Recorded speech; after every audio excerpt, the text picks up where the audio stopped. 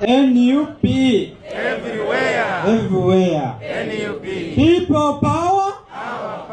Mu bigambo bya Bobi Wine abamu ku bantu bawadde platform yono omwami abamu bamulabanganga omulalu naye musajja omukulembeze w'abantu abalabikanga abalalu ate nga ava mu district y'e Nakaseke. Ebigambo bye oba obirabyemu amakulu ngenda bikuwa ebyo mu bigambo ebingi alina byayogedde nga wamaggwe n'abantu betulabanga abategeevu bayinza obutabyogera. Musajja mukulu wa broker akulira abantu abalabikanga ye mu bitundu by'e Nakaseke eyo. Kati nkuletedde n'aba NUP aba kansala abalumba mu State House nga bano mu kakiiko ate akebyokulonda amanya kagalistinze ne baba wandula banono bali mu kusatira era bataddewo resistance ey'amaanyi amanya nago nga kuletedde nga abasinga kwabo bewakiso bafuna sente za musabba kigambibwa era Intel ngenda kubanga byonna mbikwa kakati nkuletedde n'omwami yali munna NUP nga ono yasize okubanga akyuka naye ebigambo byayogeredde Bobi Wine. I'm here today. I'm contesting as a president of the Republic of Uganda. I have been a member of National Unity Platform. And because in National Unity Platform there is no democracy. NUP. Everywhere. NUP. People power. Power. Baganda bange mwenna mbeera muziza. Nze baba musitaddeyo. Mbeera musaza lya Ssaabasajja ery'Ebulemeezi. Mu disitulikiti y'e Nakaseke. Honorable wange, Honorable Rutamaguzi Semakula, people power. Mwenna mwebale bannange kyonna kye muleese. Pulezidenti yatugamba kyonna ky'olina ky'oba oleeta. Oyinza okugamba nti alina 10,000 n'alutwala nedda. N'oba olina 2,000 tutandikira ku emu nga tubala abaasomako. Tosobola tandikira ku 5. Newoba oyavula olukuzaala enkya toddukirawo. Gino emigigi gy'obukafeero gye yatulekera bannange. Okolaba yamuwa ekitiibwa ekya puliisipo. Lwate ekitegeera wakira wasa Masiasi Walukagga. Beene eri tubaddeyo ekyengera naye tuddayo. Baganda bange nyakwebaza omwami Leaders Opposition. Omwami Joel Ssenyonyi. Abali mu parliamenti mukirabye abagoberera bannaffe bannamawulire tuli bennyekavu ku bakuumaddembe naye tubasabira neri bajjajja tubagamba bagolola omwami Leaders Opposition mwami Joel Ssenyonyi kino nkibagamba mwenna mubadde mulaba ng'omulimu agukola ani agamba tagukoze mu mwaka kadde wekali wano agamba nti tagukoze mu mwaka kadde abasajja abatadde ku pensioni nebawandika kino n'agamba nedda basiba bannaffe najjembisi. Omusajja abafaananako bwe batyo kyaba nga kizibu okubatuuza ne babaako oba bye boogera n'okwogera mu maaso g'abantu nga ba honorable ba president ate ko saba kansalaze na muli omu mu kitibwa ekyenjawulo enfaanana ye yokka esobola okuditamininga ne defininga oba olyawo kyali wabula kasita atandika okwogera nga bawulidde ku bigambo bye wammagwe owuliramu ekinyusi n'ebigambo ebyamakulu. Kati nkusaba n'obwobeefu akatambi kano kashiyalingireko munno ebyaddala bw'omala okulakinga ate ebyaddala tumutera omutima mu comment section. Bano bebamu ku bantu ensi oba olyawo beyinza okulaba nga abatalina kye bali wabula bamuyita Kyagulanyi Ssentamu yasalawo kubanga asembeza buli omu ate nga kitegeeza nti jjukira nti n'omuntu alabikanga ono si mulalu naye n'abalalu nabo babannansi baba bannayuganda ate era ebintu eggwanga lye balina okubanga baganyulwamu nabo be baganyulwamu abalamu nabo alabikanga abalalu bateeka okubanga babiganyulwamu. Kati kitegeeza nti bonna tebalina kubanga baboolebwa. Omusajja amutaddeko akazindaalo n'abaako ebyamagezi byayogera byanjagala oyongere owuliremu oba olyawo tongere okubanga tutambulira ddala wamu. Bampita Hanzi tumuwa budde omwami ono mugezi nnyo ate kyembadde simanyi. Nze mwebaza era mukkiririzaamu kati ate wetudda ku pulezidenti waffe Robert Kyagulanyi Ssentamu sina kyenyinza bagamba nammwe mukiraba ebya Katonda biba bya Katonda n'ebyamagero biba byamagero ntulina byamagero.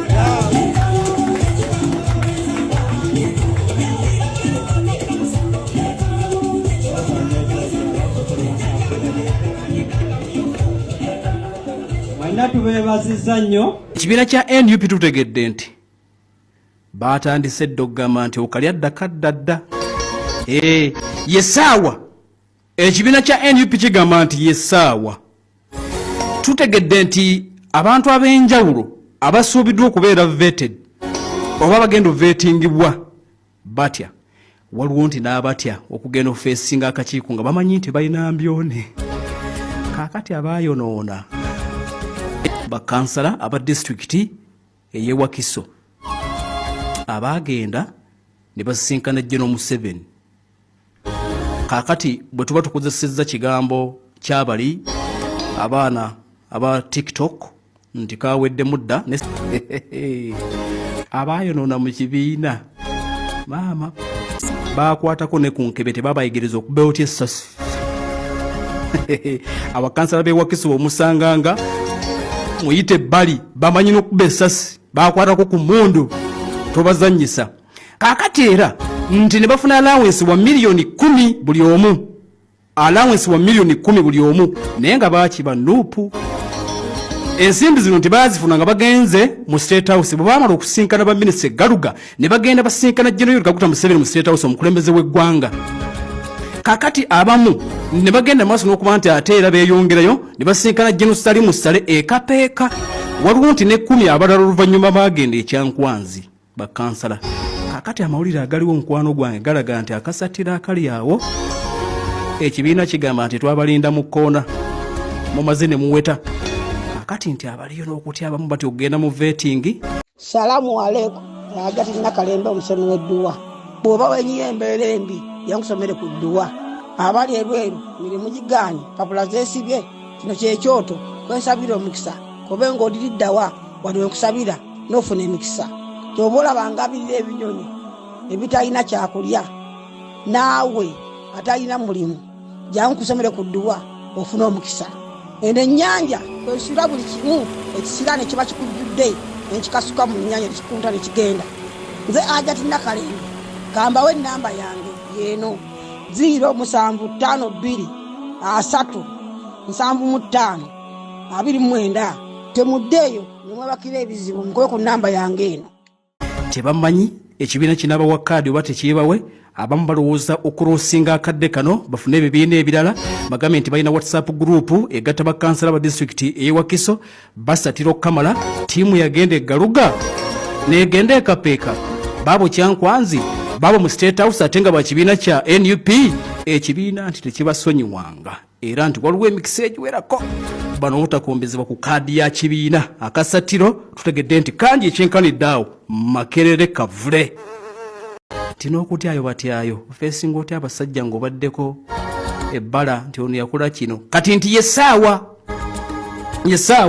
Omwogezi w'ekibiina omumyuka w'omwogezi w'ekibiina Alex Waiso Mufumbiro yagambye nti yesaawa era tegedde nti abamu ku bali mu kusattira abatya n'okugenda mu vetting process. Ddala akakiiko k'NUP konna n'abo bannayuganda mwenna bakyalumirirwa ensi yammwe kano keekadde. Bingi ogenda mu society y'okukola oba ebyokunoonyereza mu byafaayo. Omugenzi Kafero yagamba eno ensi erifuuka ekisa ekitali kisikire naye kino kyamaanyi tesobola yatulekera emijijjo emito gyegyo. Pulezidenti n'amuwa n'ekitiibwa ani akiteeba muwe wano omutwalo mwenna mubadde bangi n'amuwa ekya pulinsipo. Tebannakaseke Honorable Rutamaguzi yatugamba tulina okukola naye nga tukola tulina n'okwagala ensi yaffe. Era bannange naye omulimu agukoze tasaana obugalo. Alani Mayanja ye waali awajja mugamba nti eri gye nabadde babadde batugambako birungi byokka tubiyiga. Bwe tubeera ne bannaffe bannamawulire batwongerako nnyo kyova olaba otunulanga olaba bannamawulire. Akawuke kawempe mwakalaba waliyo n'akeeri akaali ekayunga bannamawulire abamu ne batukanisa ne bajjayo ebyabwe ne bagamba tuddeyo ku gulawundi. Pulezidenti yatugamba tulina okukolera ewamu munnansi wanjawulo nnyo katukola emirimu emitono egy'okuba bulooka naye afuna ekitono asiika capati kasaba kujjako omusolo ogususse gw'otasobola kukuŋŋaanya. Muganda wange mane mamme